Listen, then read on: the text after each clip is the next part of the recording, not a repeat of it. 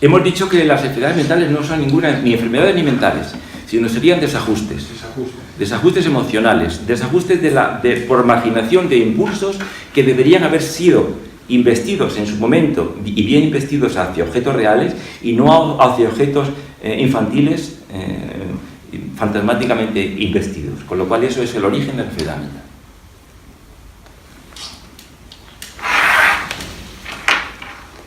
O sea, que pueden tener una vida normal y corriente como... Por supuesto, pero siempre que se produzca una terapia, porque sin terapia no se puede tener una vida normal. Hemos dicho antes que eso produce una serie de sufrimientos que la persona pues tiene que intentar superar con una terapia.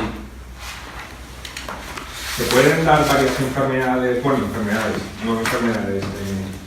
desajustes a la vez? Sí, claro, se pueden dar a la vez, efectivamente, porque la alteración y la marginación de impulsos puede actuar en varias facetas de la vida de la persona. Siempre en la primera infancia y posteriormente cuando no se ha llegado a desentrañar el nudo ese que produjo la situación. Cuando has dicho de los niños, ¿te refieres a los recién nacidos también? Sí. Si son rechazados por Sí, la madre. sí. El primer año de vida es el más importante a la hora de que los impulsos se puedan marginar o se puedan reprimir y no se le dé una canalización y sobre todo lo que hablamos antes, que el aprendizaje tiene que estar siempre acompañado del afecto necesario para que toda esa realidad interna y mundana se introduzca dentro del niño. Es importantísimo el primer año de vida y la relación que establece el padre y la madre con el niño es fundamental. No existe el padre. Sí, existe el padre, Pero un poquito. pero lo primero que ve el niño es la madre, Sí. lo primero que ve, y luego va apareciendo el padre posteriormente, pero son ambos necesarios.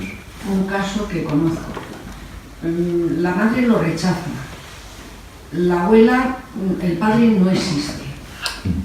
Y la abuela, pues debe de rechazarlo, pero al mismo tiempo lo quiere. Ese bebé, cada vez que ve a la abuela, llora. Hasta los 14 meses. Sí, Ese bueno, ya está tarado para toda la vida. hombre, tarados, hay un desajuste. Bueno, Habría que ver está el desajuste desajustado, en qué se produce y cómo se produce, porque luego las figuras de apego, la abuela o la familia pueden de alguna manera compensar un poco el déficit de la madre o del padre, porque la madre puede ser sucedánea, no puede ser una madre real, puede ser una madre adoptada, una madre que puede ser perfectamente válida, pero muchas veces las figuras de apego suplen un poco todo ese proceso elaborativo que el niño no ha realizado bien con la pareja parental, con el padre y con la madre, pero evidentemente el primer año de vida es fundamental. Todos los autores coinciden que el primer año de vida es fundamental para nuestra... Ahí se codifica todo lo que vamos a hacer después. Con lo cual... Una pregunta, pero yo creo que lo importante es como una persona de referencia. Es que en alemán hay la Bezugsperson, no sé si en español la pedagogía hay, que siempre dicen que lo importante es que haya una persona que no tiene que ser la madre, porque la madre puede morir o lo que sea, pero que sea de referencia desde el principio. Sí, claro. Eso es lo que por cuando supuesto. hablamos... Sí, fíjate la experiencia esta de Marlowe, de los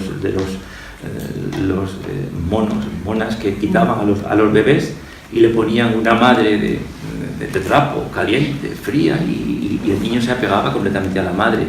O sea que cualquier persona que haga de madre puede ser perfectamente válida. El niño no va a saber si la madre esa es genéticamente su madre o es una persona puesta después. Si el comportamiento de la persona que hace de madre es coherente y afectivo, no pasa nada.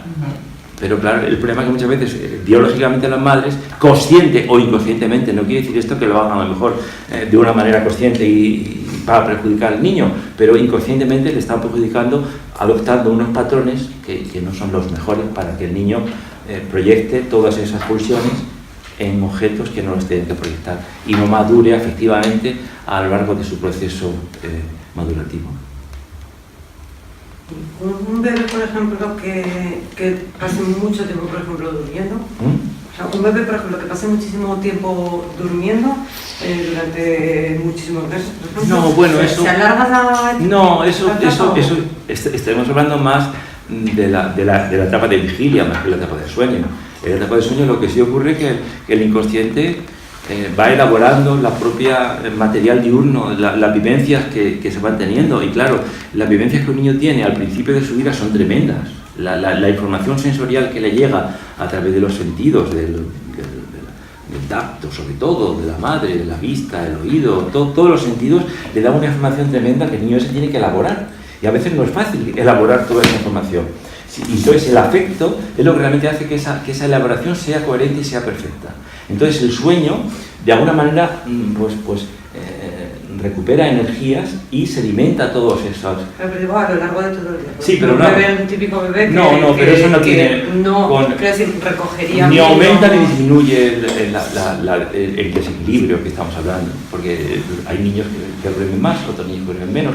Lógicamente las personas que duermen menos, o las personas que son más creativas después en su vida, curiosamente, y las personas que duermen más pues son más pacíficas y más serenas, pero en principio las horas de sueño no son demasiado importantes a la hora de que se produzca un desorden en los impulsos.